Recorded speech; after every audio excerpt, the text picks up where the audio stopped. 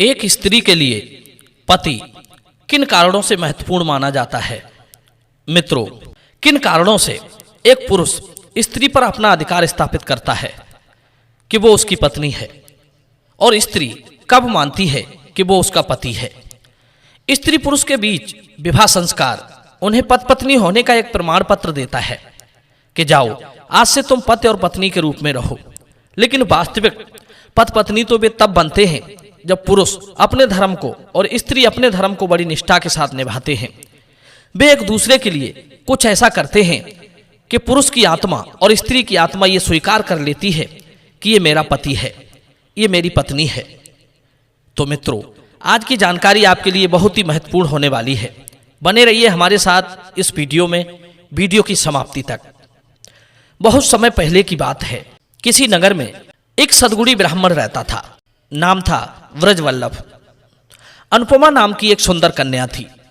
जैसा ब्राह्मण सतोगुणी था, धर्म कर्म में आस्था रखने वाला था, उसी तरह उसकी बेटी भी सदैव पूजा पाठ, बड़े जनों का आदर करती थी। लड़की जब विवाह योग्य हुई तो उसका पिता किसी अच्छे वर की तलाश करने लगा। लड़की ने कहा, पिताजी, मेरे लिए आप वर खोज रहे हैं तो आप एक काम करना, मेरे लिए आप ऐसे वर की खोज करना जो वीर हो, ज्ञानी हो और कई तरह की विद्याओं में निपुण हो। कहते हैं, लड़की कोई वस्तु नहीं होती जो किसी भी खूंटा से बांधी जाए। ये मेरे पूरे जीवन और मेरे होने वाले वंश का सवाल है। पिता ने कहा, पुत्री, जैसा आप अपने लिए वर चाहती हो, हम ऐसे ही वर की तलाश करेंगे। अब तो ब्राह्मण देव ने बेटी की इच्छा अनुसार वर खोजना शुरू कर दिया।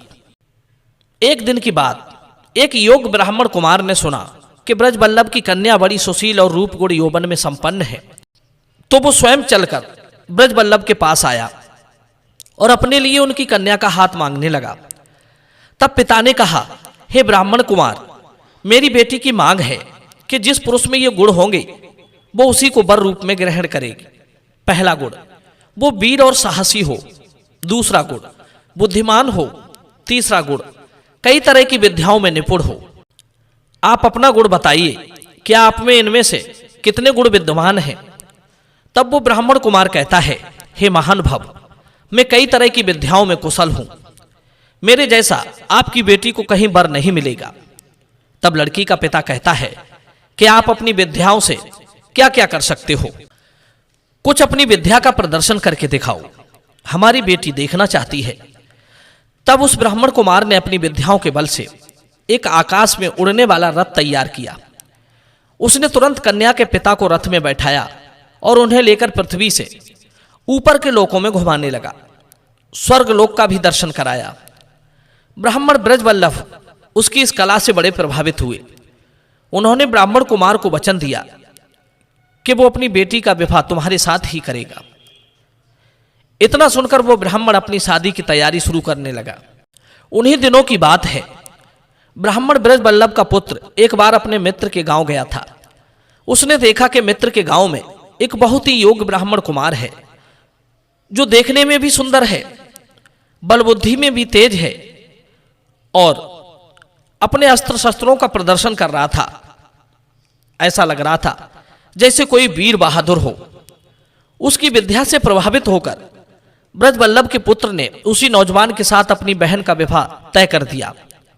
मित्रों, इधर ब्रजवल्लभ की पत्नी यानी कि अनुपमा की मां एक दिन अपनी बहन के गांव गई। वहां उन्हें एक बड़ा ही ज्ञानी युवक नजर आया, तो उन्होंने उस युवक के साथ अपनी बेटी का विवाह ठहरा दिया।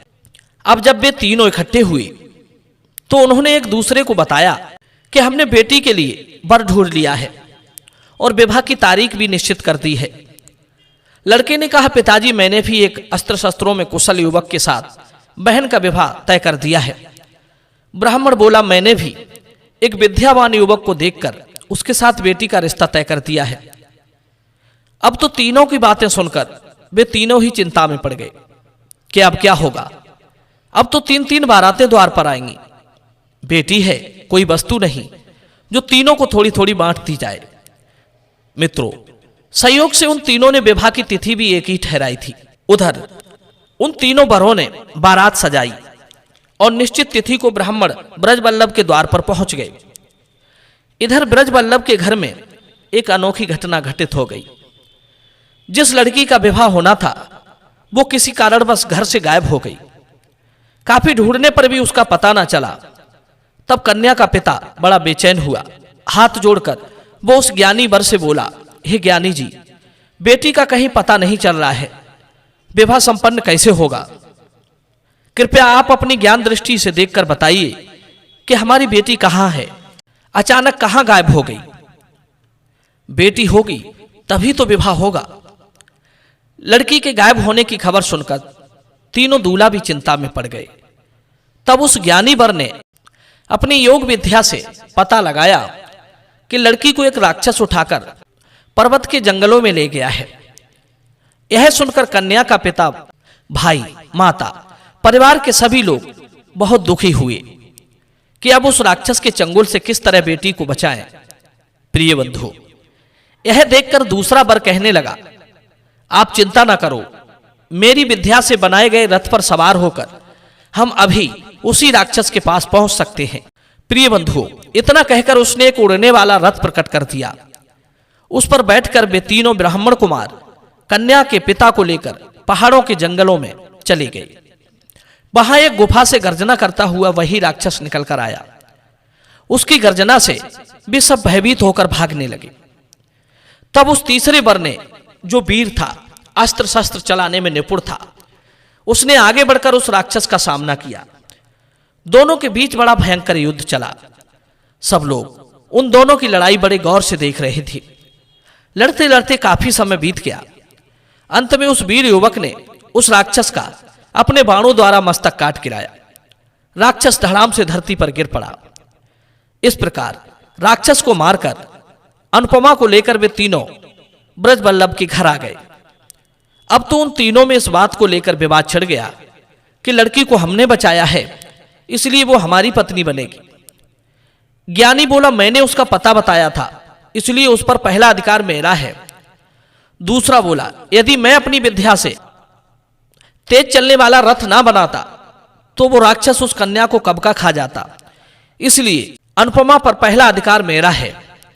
तीसरा बोला, अरे भाइयों, यदि मैं उस राक्षस से युद्ध ना करता तो तुम उसे कैसे बचाते? सच पूछो तो मेरी वीरता के कारण ही लड़की की जान बची है, इसलिए वो मेरी पत्नी है। तीनों को अपने अपने लिए झगड़ते देख ब्रजवल्लभ धर्म संकट में डूब गए। अब क्या होगा, कैसे इनका निर्णय होगा? बेटी तो किसी एक को ही देनी है, पर बेटी पाने के दावेदार तो तीन हैं। ब्राह्मण देव अपना सर पकड़कर बैठ गए। जब उनका झगड़ा बढ़ता चला गया तो वे निर्णय कराने राजा के दरबार में पहुंचे और पूरी कहानी सुनाई। उन तीनों की बात भली भांति सुनकर राजा भी असमंजस में पड़ गया कि लड़की को बचाने के लिए योगदान तो तीनों ने दिया, पर वो पत्नी किसकी बनेगी, यही सवाल है। काफी देर तक राजा सोच विचार करता रहा और अंत में उसने अपना निर्णय दिया कि देखो, यदि ये वीर युवक ना होता तो आपकी मेहनत और विद्या भी लड़की के प्राण नहीं बचा पाती। माना कि आप दोनों का योगदान बहुत है, पर वो योगदान राक्षस के सम्मुख जाकर अर्थहीन हो जाता है। इस वीर युवक के पराक्रम की वजह से ही राक्षस मारा गया और लड़की की जान बच पाई। असली वीरता तो इसी की है। आप दोनों ने तो इसकी मदद की है। मित्रों, इस प्रकार वो ब्रजवल्लभ ने अपनी बेटी का विवाह उस वीर युवक के साथ कर दिया। कहानी का तात्पर्य यह है कि पति वही होता है जो पालन भी करे और रक्षा भी करे। जहां सम्मान पाने की बात हो वहां अपनी पत्नी का भी सम्मान कराए। उसे ऐसा अवसर नहीं आने देना चाहिए कि पति के कारण पत्नी स्वयं को अपमानित महसूस करे। दुख सुख में उसका ख्याल रखे। कोई निर्णय लेने से पहले पत्नी का भी परामर्श लेना चाहिए। उसे हीन भावना से ना देखे, कटु शब्दों से संबोधित ना करे। उसे जो हर प्रकार के सुखों से संतुष्ट रखे वही पति योग्य है। पत्नी भी खुद ये कहे कि मुझे अपने पति पर गर्व है। विपत्ति में पत्नी का साथ न छोड़े। भगवान श्री राम की तरह वे यदि चाहते तो उनके सैकड़ों विवाह हो जाते। क्यों भला सीता जी को पाने के लिए इतने कष्ट उठाते, क्यों समुद्र पार जाकर रावण से युद्ध लड़ते। पर उन्होंने हमें यह बताया कि हर परिस्थिति में पत्नी की रक्षा करना पति का धर्म है। पति कहलाने का वही अधिकारी है जो पत्नी को हर सुख सम्मान दे सके, उसे संकट से बचाए। केवल शादी करके पति बन जाने से पति नहीं बन जाता। पति के भी कुछ धर्म होते हैं जिनसे वंचित रहने वाला पति नहीं हो सकता। जिस तरह पत्नी के धर्म अनुसार अनेक नियमों का पालन करना होता है, उसी तरह पति को अपने कर्तव्य, अपनी जिम्मेदारी याद रखनी चाहिए। पति के रहते यदि पत्नी दुख पाए, ये सबसे बड़े अपराध की बात है। एक पत्नी के होते हुए दूसरी स्त्री में मन नहीं लगाना चाहिए, जैसा कि हमारे प्रभु राम ने हमें बताया है। प्रिय बंधुओं, यदि ये विचार आपको अच्छे लगे हों तो वीडियो को लाइक करना और चैनल को सब्सक्राइब करना। मिलते हैं अगली बार नई कहानी में, नई ज्ञान चर्चा के साथ। आप सभी का बहुत बहुत धन्यवाद। जय श्री कृष्ण।